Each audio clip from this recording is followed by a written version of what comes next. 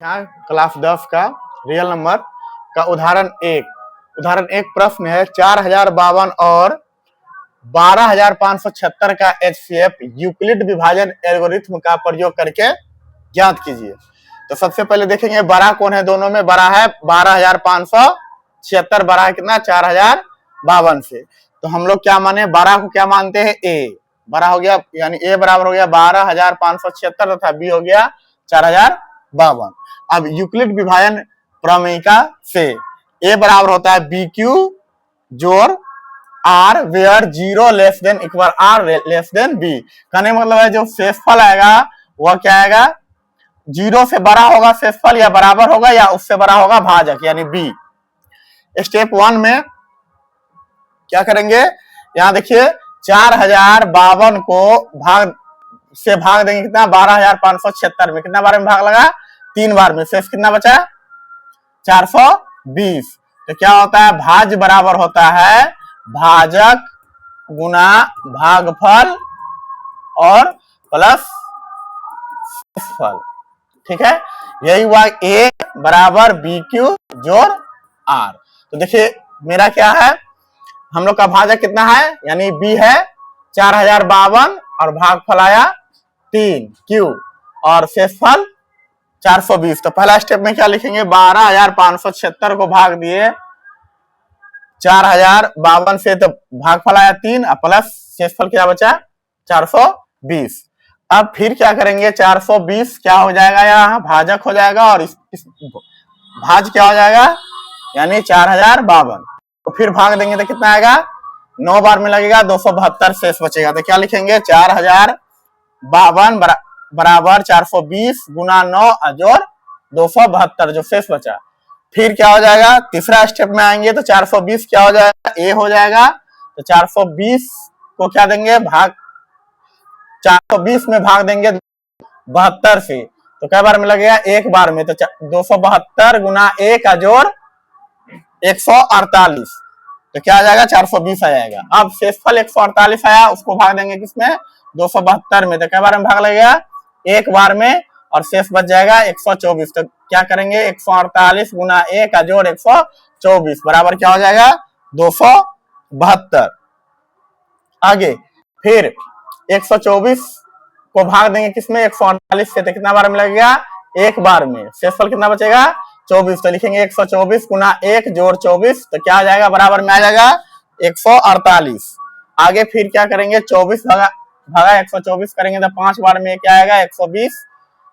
तो क्या करेंगे अब लिखेंगे 24 गुना 5 जोड़ 4, तो क्या आ जाएगा 124। अब फिर लास्ट क्या करेंगे 4 से भाग देंगे 24 में, तो क्या आ गया 6 बार में लगा, शेषफल क्या आ गया यहाँ 0 आ गया, 624 प्लस 1। तो चूंकि यहाँ r बराबर 0, ठीक है, तो इसीलिए जो जहां r बराबर 0 आ जाए जो b का मान होगा वही उसका क्या होगा, दो संख्या का एचसीएफ हो जाएगा। तो यहाँ b का मान क्या आया है, b का मान 4 आया है, कितना आया है 4 गुना 6 प्लस 0। बी का मान क्या है 4 से भाग लगा लास्ट में कितना बार में 6 बार में, तो ये दोनों का एचसीएफ क्या आ गया 4। ठीक है, अब देखिए दूसरा सवाल उदाहरण 2 है, दर्शाइए कि प्रत्येक धनात्मक सम पूर्णांक 2q के रूप का होता है तथा प्रत्येक धनात्मक विषम पूर्णांक 2q जोड़ 1 के रूप का होता है जहां q कोई पूर्णांक है। तो माना कि a कोई धनात्मक पूर्णांक है तथा b 2q दिया है, तो क्या b क्या आ गया 2। तो यूक्लिड विभाजन एल्गोरिथ्म द्वारा 0 से बड़ा या बराबर r होगा, उससे बड़ा क्या होगा b होगा।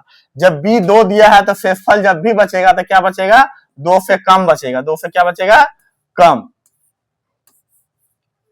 तो 2 से कम कौन कौन आएगा 0 और 1, संभवतः शेषफल क्या आएगा 0 नहीं तो 1 आएगा, क्योंकि क्या है भाजक क्या है 2 है।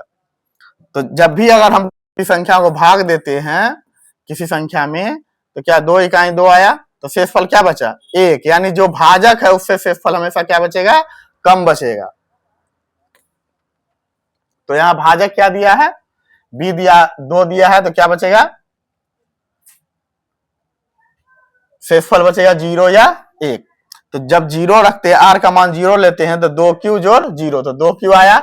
तो 2q, q के जगह पर 1 रखेंगे, 2 रखेंगे, ठीक है, या 3 रखेंगे, कोई भी आएगा 6, तो वह क्या होगा, 2 से पूरा पूरा क्या लग जाएगा, भाग लग जाएगा। इसीलिए लिखे हैं क्या, 2 से भाज है 2q, 2 से भाज है, अतः यह समपूर्णांक है। आगे आ जाते हैं, शेषफल क्या रखे, 1, तो a बराबर 2q जोड़ 1, जहां यह 2 से अभाज है यानी विभाजित नहीं आता, यह धनात्मक विषम पूर्णांक है।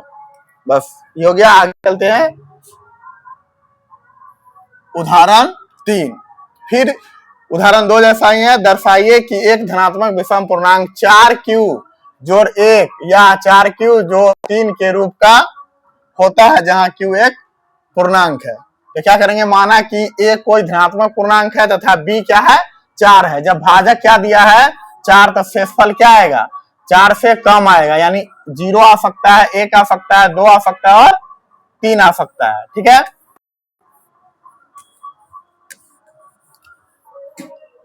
तो यहाँ क्या लिए हम लोग, यूक्लिड विभाजन एल्गोरिथम से 0 से बड़ा या बराबर होगा r, उससे बड़ा होगा b, तो इसीलिए r क्या आएगा, 0, 1, 2, 3 संभवतः होगा।